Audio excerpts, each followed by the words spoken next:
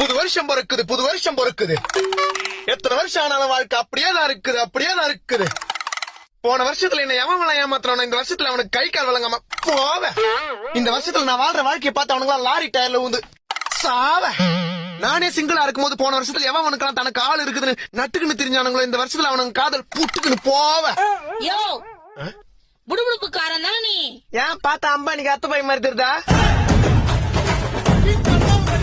நக்கல் தாயா உனக்கு. புது வருஷம் போறக்கும் போது எதுக்கு என் சாபமா விட்டுன்னு திரியற? நான் பண்றது 12 மாசத்துல பட்ட கஷ்டங்கள் அப்படி. அப்படி என்ன பட்ட? சொல்றேன் கேளு. சொல்லு.